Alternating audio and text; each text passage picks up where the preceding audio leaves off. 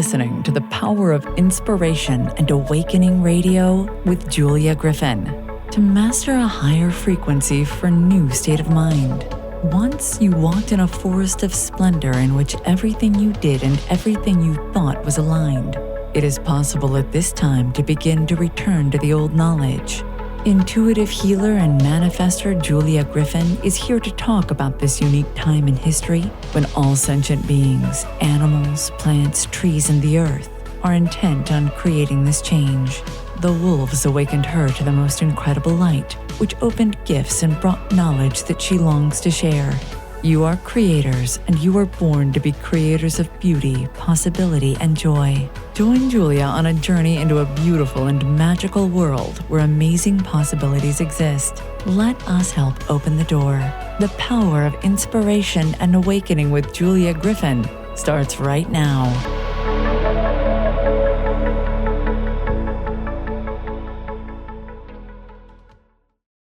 Hello, everyone. I'm Julia Griffin, and you're listening to the Power of Inspiration and Awakening on Transformation Talk Radio. Stay with us for the next hour and let us help you experience a higher vibration and a new state of mind. For those of you who are not familiar with me, I awakened with wolves. When I met a wolf, it talked to me the same way you and I are talking now, and they taught me to read the energy of the heart. As a result, I intuitively hear plants, animals, and people, and I became an intuitive healer, writer, and teacher as a result. Let me tell you about today's guest, Linda Starwolf, which the name is perfect. Starwolf has been a shamanic visionary teacher and a guide to thousands of people over the last 4 decades. She was a nationally certified alcohol and drug counselor for 30 plus years. She studied a variety of breath work techniques with many teachers. Starwolf draws much of her wisdom from personal experience of using breath to fortify connection to one's own life force energy. The author of 13 books, Starwolf is the creator of shamanic breath work, the shamanic healing initiatory process, the founder of Venus Rising Association for Transformation, and founding president of Venus Rising University for Shamanic Psychospiritual Studies. Starwolf is also co-founder of Shamanic Mystery Tours and guides spiritual seekers to travel as emissaries to sacred shamanic sites worldwide. Dedicating her life to assisting soul seekers to transform and embrace their lives, Starwolf teaches us how to embody the shaman within and step into a life of passionate soul purpose. Her commitment to sacred activism and visionary leadership led her to create the Shamanic Ministers Global Network and train shamanic breathwork facilitators around the world. Starwolf has a deep connection to shamanic earth wisdom teachings originating from indigenous elders. It was Grandmother Twyla from the Seneca Wolf clan who gave her her spirit name Starwolf and adopted her as a spiritual granddaughter. Starwolf's lifelong passion and purpose is to support personal transformation to raise planetary consciousness of love and wisdom one breath at a time. Starwolf, I'm so glad you're here. Thank you. Thank you, Julia. It's a pleasure to be here. So I wondered if you could tell us just a little bit about Grandmother Twyla, because I've heard so much about her over the years. Yeah, Grandmother Twyla, it's always hard for me to say was, because she's still very much alive in the hearts and souls, the psyches of many of us. And of course, as you and I both feel and believe, and it's hard to even say believe, I would say no, that she's still very vibrant in the other realms that she's in now. But I will say that while she was here as a human in her 93 years of being here, she grew up in the Seneca tradition and outside of Buffalo, New York, on the Cattaraugus Indian Reservation. She, I had to say a little bit about her because she was a real rebel all the way back then. And, this is the turn of the century when they were taking the people off of the reservations and taking the kids away and sending them to boarding schools and things like that in the city with white Christian families and things like that, putting bowls on their head, cutting their hair, making them wear shoes, just different things, all those kind of things. So she had a rough go in the beginning of her life, being separated from her family a good portion of the year. And then when school's out, she was allowed to go back. But as she grew up and had to reclaim her traditions and things because they had not been allowed to really practice those. And her grandfather, whose name was Moses Shango Hurd, she showed me an old paper clip of him that was crumbling. She had in, plastic over and that sort of thing. And it says, why is most, Seneca Indian, it said, Moses Shango Hurd, why is it that he can heal people of terminal illnesses that other doctors can't? And that was her lineage. So here he is in a suit that they had him on and a bowl haircut, but he's still practicing his traditional medicine, and it's interesting when people are sick, they will let themselves forget about who the person is, and Yes. good thing. So he gained notoriety that way. And grandmother Twyla is a little girl, a little spunky Sagittarian girl. She was very spunky, but she also worshipped her grandfather. And that's where it started for her. And there's a long story around it that I'm not going to go into. She shared many, many times with me all the different stories. I have so many stories that she shared. But it was that beginning of knowing that there was healing beyond, what we call traditional, that was even more traditional, so to say, real traditional. And she herself rebelled against it when she was a teenager in the early 1900s, decided she was going to move to Buffalo, New York. She went to school to be an assistant nurse's aide and played in an all-girls jazz band as the drummer. She was a loud character. She was a force to be reckoned with. But as time went on in her life and heartbreaks and different things as they will, the initiations of life as a young woman, she found herself being drawn back to her people, back to the reservation, back to the homestead, all those kinds of things. And she ended up back there with her children and her husband. And I'd never met her husband. He passed fairly young. And so she was in her 70s, I believe, when I met her, and she didn't pass till she was 93. But anyway, the point that I want to make about this is that she had many experiences, many ups and downs herself, and she came fully into her own, I guess you could say, dharma in middle age, as many people do. It was kind of like we have to go out into the world and rebel or do whatever it is that we need to do in life. And then there's things that conspire to bring us back home to our soul's original purpose. So grandmother Twyla began to want to go deeply back into her roots and to the Seneca teachings. And it was really hard because a lot of the people, like I said, most of them went to the Christian church on the reservation.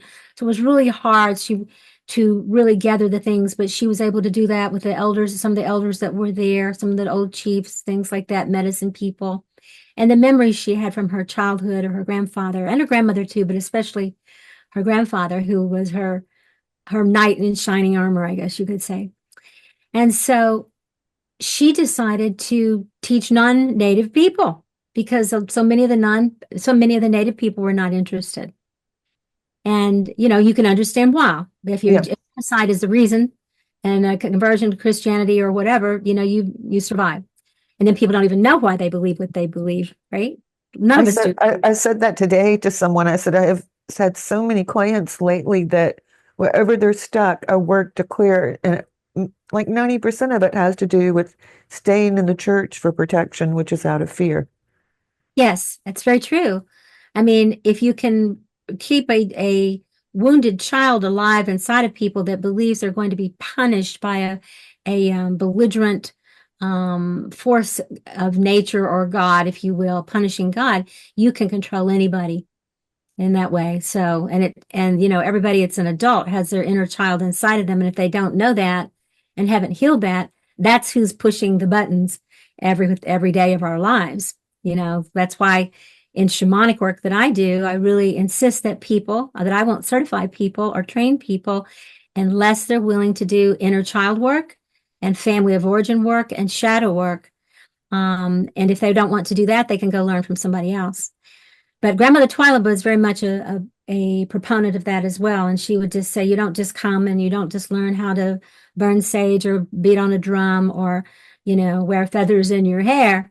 That's all great and beautiful, but it has a deeper meaning. It has a deeper meaning of coming back to that unique part of ourselves that remembers, as you and I spoke about a little earlier, Julia, Yeah. that we are elemental beings, that we belong to nature. Nature doesn't belong to us. We belong to nature, and nature will nurture us if we let it. And that's a big part of being a medicine woman, or if you will, a shamanic person, is to return to nature. That Definitely. was the core of Grandmother's teachings. There's many, many hours I sat with her. I could teach about Grandmother Twyla's teachings every day for a year. But the theme consistently, first of all, the theme was that love and truth were paramount and that you can't have one without the other. If you don't have truth, it's not about love. Okay, then she said that. And I've really looked at that over and over. It's true that how can it be love if it's not truth, if there's not truth? And then the second part of that is then using that love and truth to discover who you are and to bring your medicine And to to grow in it. and to allow the elemental world every day to talk to you, to heal you, and to teach you. Because that's what we're made of. If you're not receiving energy from what you're made of, you diminish. Well, you're fighting it. You're actually doing the opposite. You're denying Yeah. water and fire and earth and air and the spirit that animates it. And because it's seen as pagan, because like that's some sort of dirty word, or evil even, to be human is to be a sinful human being, I've said, it's pretty sad that a little baby gets born and the first thing that they hear in life a lot of times, or even that's projected on it, even if they don't hear it by many, many, many religions, is that they're born in sin. They just got here. I know. Already messed up, you're pretty doomed, if you buy into that kind of cosmology, and I love what Matthew Fox said many, many years ago, the famous theologian that I'd studied with and loved so much. And he said, he actually wrote a book he wrote about 30 books, but he said, and he was an ex-Catholic priest. And he said, what a shame to teach people that they're born in sin instead of teaching them that they are born in blessing, that it is a blessing and a privilege to get to be born and to have the human experience. Yeah, because I had my daughter at home and I was amazed the next morning that all the birds and the cows and the animals were waiting to see her. As soon as it was May, and as soon as I walked out and they saw her, everybody just looked and looked at each other. And then they were done after about 10 minutes. But I couldn't believe it. They all knew I'd had a baby. Oh, I got chills in my body hearing that. That's just so beautiful, Julia. And that's kind of reminds me of, the scene of where the Christ child is lying in the manger and the cows and the sheep and the donkeys. They're all standing there in adoration, And Well, we don't think of them as knowing, but they did. yeah, they're tuned in. They sense it before we do. Yeah, that's what I mean. They Yeah. haven't shut down their senses, because we've also been taught that, most people have been taught that to be natural or be sensual or psychic or, that there's something wrong with you. Yes, I'm aware. I'm very aware of that one. Yeah, I hear And you. people want to hear from you when they have a problem or Yeah, or when they want an affirmation. But if it just pops out, they're never that fond of that. yeah. Like when And you they'll say, kind of no, sneak don't around. do that or change this, they're like, I don't like that. You can feel it. Yeah, yeah. They'll kind of sneak around when they've run out of options with everybody else, you Yeah. know, and kind of like, well, what do you think about this or that, and I don't blame them. I understand because they've been indoctrinated, and I remember Julia, in let's see, it would have been in the 80s, I guess, 90s, whatever. In the little town I lived in and that I grew up in Western Kentucky, that started doing however long ago. It's been a very long time ago because when I was first doing breath work and brought breath work to this little town that I lived in. And I was still working at the hospital. I was directing a unit for and being a counselor with drug and alcohol as a specialist with addiction. But I really, you know how it is when you work in places like that, mental health centers, treatment centers, and things like that. You kind of have to be sneaky to sneak things in that really work. So you do the Right. things that are maybe logistical or educational, which are wonderful, but the more experiential kind of things that really touch people's hearts and psyches and promote transformation so often don't come from simply verbal education. It comes from a felt body experience. So sneaking those kinds of things in, Mhm. um, and then offering some things which was against the rules too at my own home with specific clients. Pretty soon in that little town of about 15,000 people, I was branded as an agent of the devil. That was what they had. And I found this out, Julia. I had a really good friend. First of all, I'll say this. I'm in recovery from alcoholism and myself, and it's been 42 years. And so that's a part of my foundation from and other recovery since then around codependency and all kinds of stuff. But early on in 20, I got sober at 29, and that's one of the reasons I was, That's when you started hearing your inner self all the time, was it yes, 29? yes. And that's the Saturn return and all that. So, and when with that, I knew that I couldn't survive just teaching what I was teaching. I've always felt myself start to get sick if I'm not letting my purpose come through. Right. So as I started doing that and working with people, and people started having really good progress quickly because they were doing the breath work and things which was more inner directed. And they were hearing their own soul's voice instead of just education and studying and then trying to adhere to something they weren't wholeheartedly enthusiastic about. But Right. that passion came from the inner, right? And so they talked about it and went out and talked about it and things like that. And so this one priest who was a friend of mine, a Episcopal priest, and he called me up and he said, Star, he said, I just need to talk to you and I need to warn you. He said, people are not happy with you. And I'm like, what people? And he said, mainly the husbands of the wives you're working with, And I said, well, they'll get over it. He said, honey, in this town, that's a dangerous thing. He said, they're making threats to your life.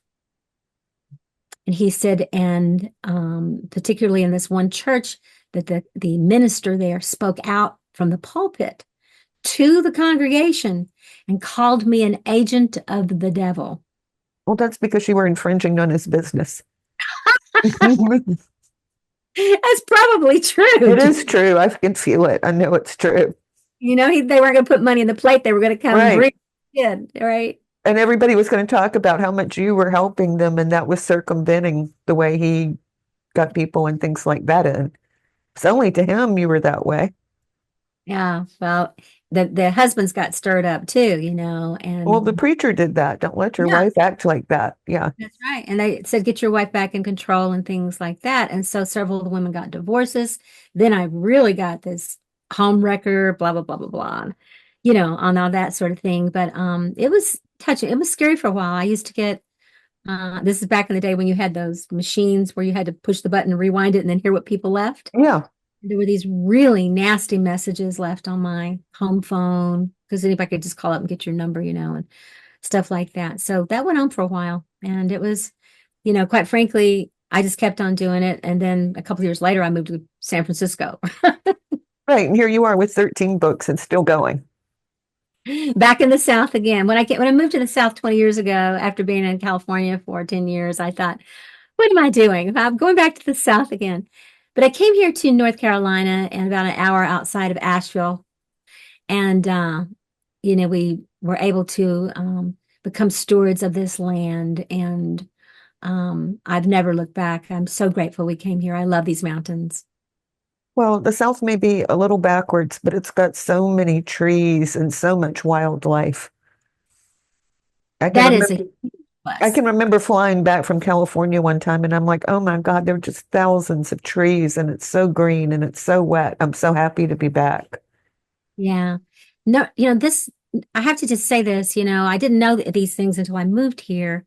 But, and many years ago, I'm making connection with Paige Bryant before she passed and reading her book about the Smoky Mountains here, the spiritual reawakening and the studies, and then following up to see if what she was saying collaborated with what scientists and different people, just curious that this is supposedly the oldest mountain range in the world that has sustained life and that through the at least three extinctions that scientists say have happened, Right. that this has been the place that started regenerating first again, or they seem to have, some Mhm. There's some incredible magic that's turned on like in the last, since the end of the 90s anyway. And my mother was a geologist, and what we see as mountains now used to be the valleys. that's right. Yeah. Isn't that amazing? Yeah, and it's weird because I didn't really think about it correctly. I said, "Well, gosh, it seems like the Rocky Mountains or the Himalayas would be the oldest." It's like, no, they're rough So they're because new. they're new, kind of Yeah. like young, like teenagers. They're Yeah. And it's just these mountains to me are so feminine with the waves like water. yeah, that these mountains have had way longer to learn how to have biodiversity And to of talk to us. everything and to talk to us and to for all the different kinds of plant life and fauna and everything and the waters to run through them took, billions of years for them to all learn how to get along. So I feel like this particular area of Western North Carolina and all of the Appalachian Mountains, but I think are truly our teachers to say, learn how to get along and to be in harmony and in harmonic, what do I say, harmonic Resonance. resonance, thank you, with each other, and the Yeah, way I know. I went with a shaman up in the Appalachians in Georgia, and it was just all this tremendous energy. But at the end of it, I could see like this light up the whole chain of the Appalachians, and the wolves were there. And I had asked them so many times, when is it going to change here? When are we going to be in the new age? And when everything lit up, they said it's begun. mm, mm. And I think that, I that is my hope. I believe that's true, and that is my hope. Even with just what happened in Asheville, just 1 hour away from here, Right. the, the way the devastation there, the devastation is just almost unbelievable. It's hard to, you see something like that maybe in Ecuador or someplace. It's just hard to believe that for me, it's just an hour away. We had trees that fell on our mountain and things like that, and we were without internet and things for a few days. But we were really blessed and safe in a little town. We live on top of the mountain, but the town about 10 minutes from here, parts of it flooded and things like that. But recovered pretty quickly here within about a week. But of course, Asheville has just made the news, and I mean, it's just been incredible the amount of devastation that happened there. But equally as astounding is the absolute way that that community has come together over there. And the Quakers that came down, and the Right. government people that were there, and the mountain men that came in, and And the mules. the mules, you Yeah. know, the hippies. And I mean, Let me tell so people don't, or people who are not familiar with this. Asheville has the Smoky Mountains there. It's one of the most beautiful towns I've ever seen, and it just washed away, at least half of it. But people came with mules to bring food because it's mountains. If a road washes away, it's very hard to get around it and go anywhere. And people came what from New Jersey and rebuilt a road. even other countries, people Yeah, just, I was, and, you frequently hear in a situation like that where, people kind of, it's like there's no order. So there tends to be, more violence and breaking into places and looting. And of course, there was bound to be some of that, but it was so minuscule that it didn't make the news. And people were there filming all these people coming in. I mean, a whole band of Quakers came down Mhm. Pennsylvania or someplace to come down and set up kitchens for people. It was every religion and non-religion, and it was hippies and homeless people and the wealthy, because everyone was affected equally, initially in And that. that's just going to have to be the way we work in the future. I believe that. This will be remembered, and I know the horrible things are happening all over in Spain and Puerto Rico and France and floods and everything. And it always has been. There's always been earthquakes and these other, there's always been these things. But there was something about this particular disaster that really somehow, and maybe it's because many people that lived in Asheville were consciousness minded. I don't know. But they just showed the world what it could look like. They really did that. Somebody should make a movie, a documentary on this, of what it can look like when you're going to have the most horrible devastation and loss of lives, animals, livestock, everything, and the forest, the millions of trees, all of it. And what in a relatively short period of time that these people are heroes. They are. There's just no doubt about it. That grows. While we're on this, why don't you tell our listeners what an Aquarian shaman is, and let them see your book. Okay. Well, I'll show you the book. Says The Aquarian Shaman, Walking the Spiral Path of Transformation, not the linear one. That doesn't work, does it? Or even the circular one. Walking the Spiraling Path of Transformation, and it's by myself. And the foreword is Lee McCormick, my dear, dear, dear soul brother who just passed last week. So, and he, if ever there was an Aquarian shaman, it was Mr. Lee McCormick, who started treatment centers around the country and in Mexico, and worked with addiction and mental illness, and just a true shaman. So, I think you just described it with yeah, Asheville. yeah.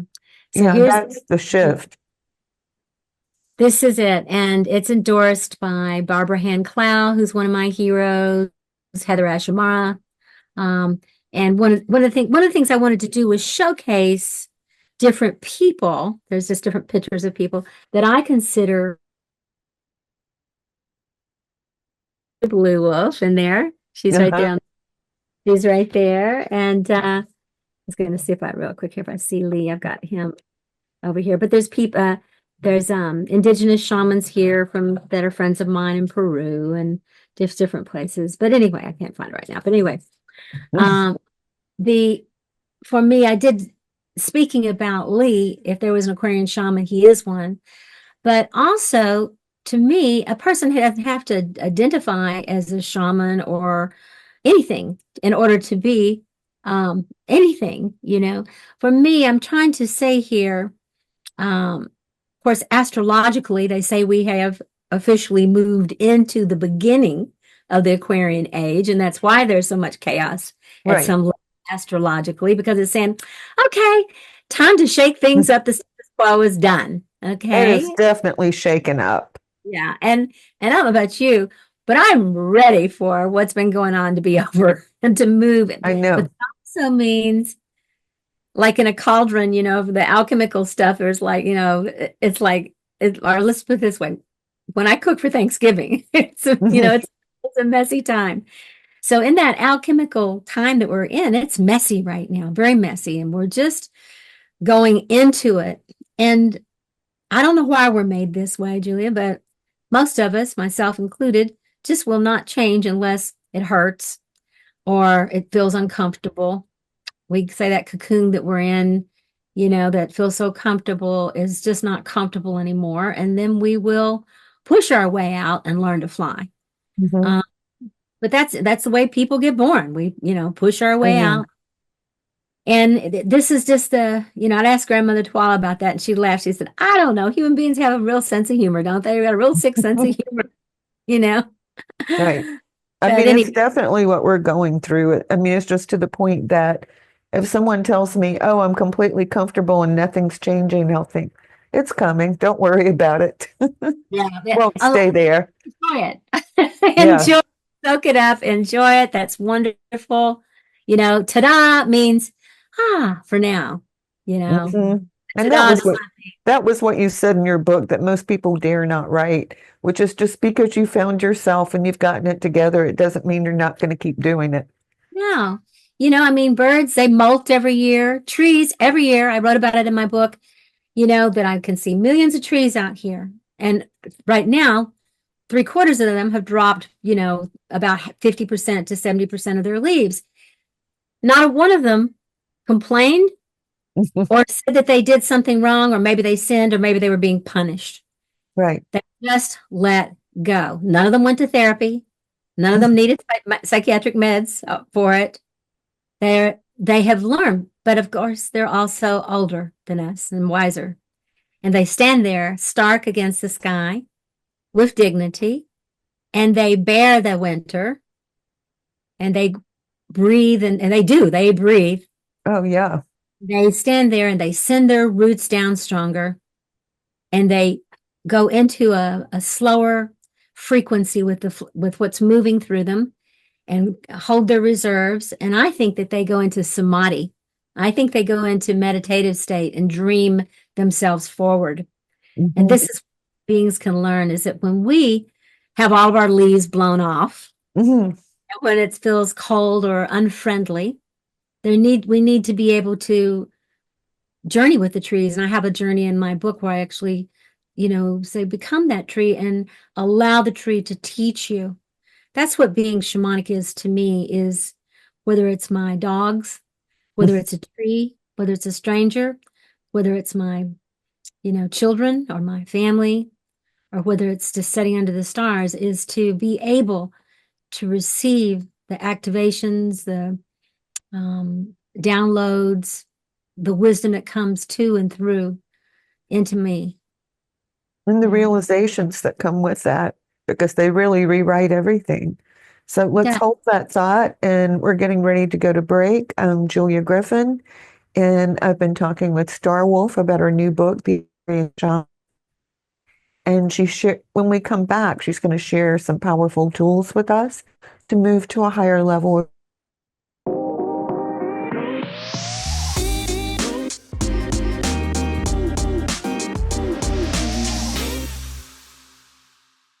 Welcome back. I'm Julia Griffin, and you're listening to The Power of Inspiration and Awakening on Transformation Talk Radio.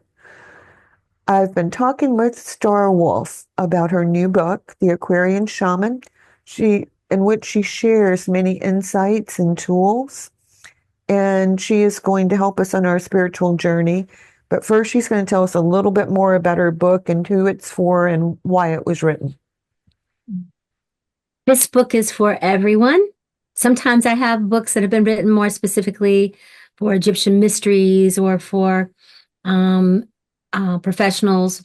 This book is written truly for everyone who wants to be more in touch with their inner wisdom keeper, who wants to be able to do certain practices and start to feel like they have some guidance of how to do that.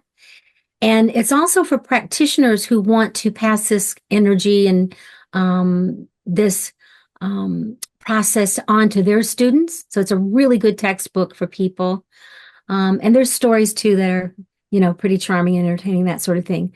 So anybody that is really getting off of the linear path and really wanting to understand that their own cycles of change, it's a really good, my background is in psychology and addiction, so it has that slant to it as well.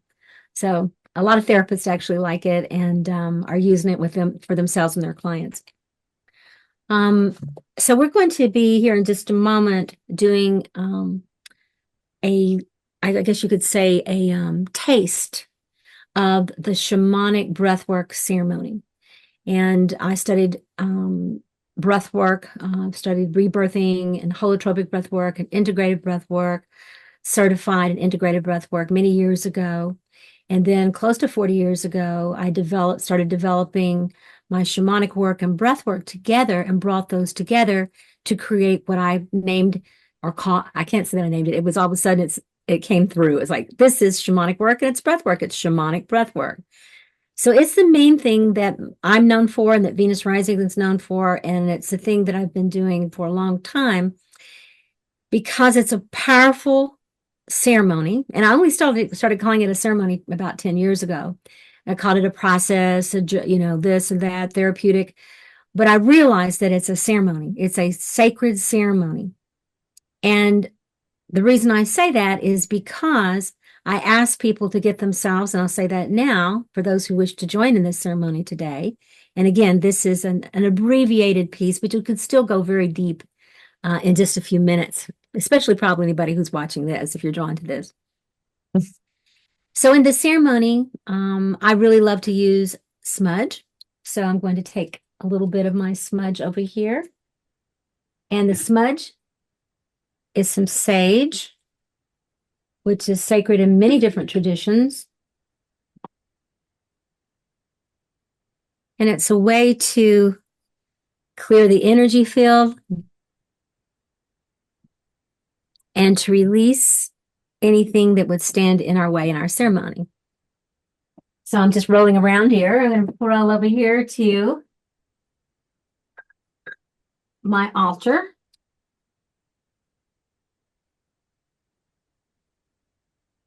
And I'm sending this smoke, and I've had people tell me that they actually could smell it. So it travels through the ethers, it disappears, and where it goes, I heard a little joke, trickster, is up your nose. Yeah. And then where it goes, nobody knows.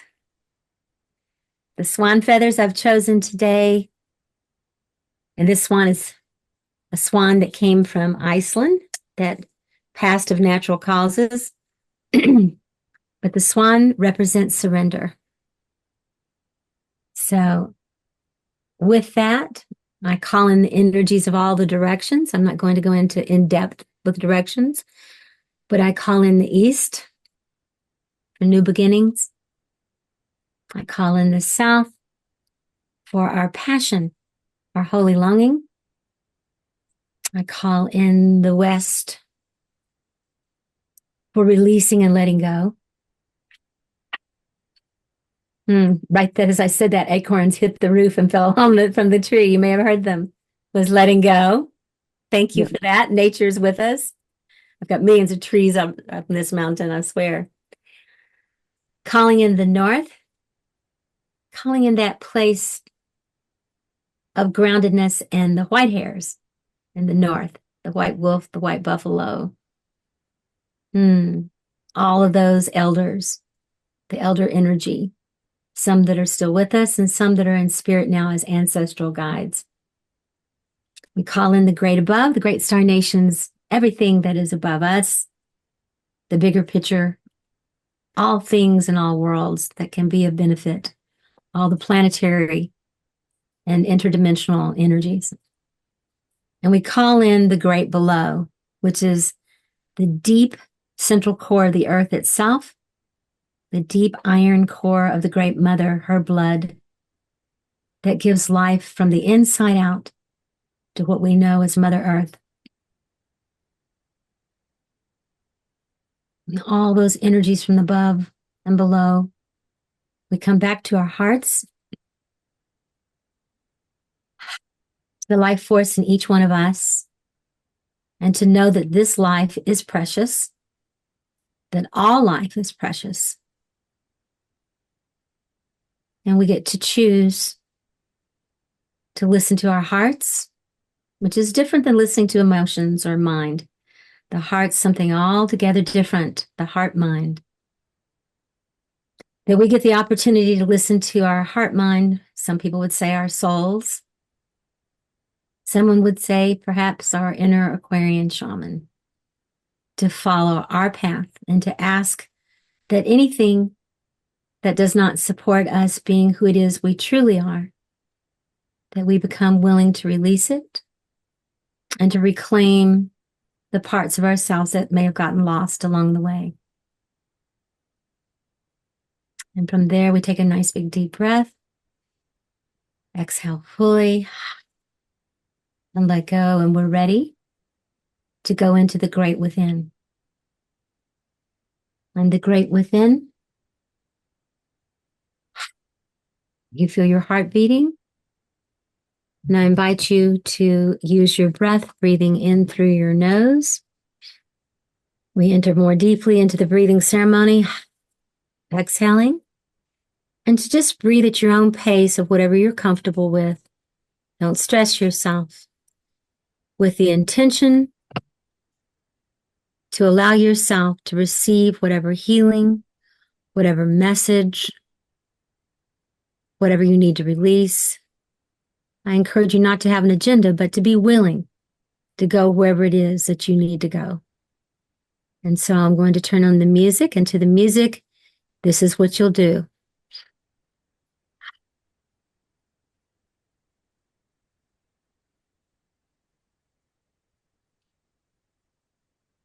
Breathe until you're surprised. We'll see you back here in about 10 minutes.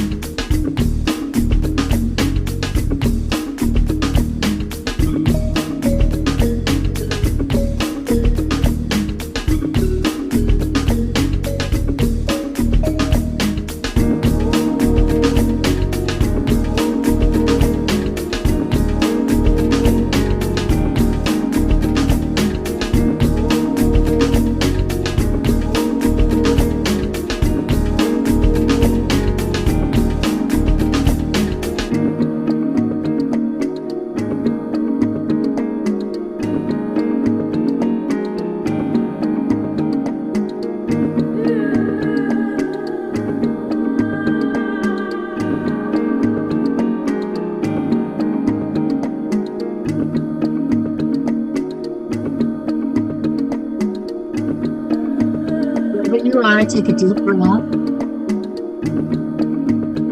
Exhale fully.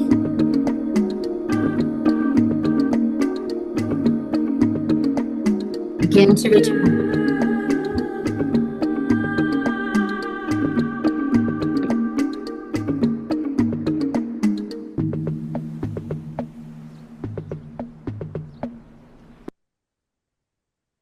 And come back slowly. Feel your heart beating. If you've released anything, take a nice big deep breath, exhale. Let it go. And if you've brought something to it, embrace it, inhale it. Let it settle in your soul, in your heart, in your body.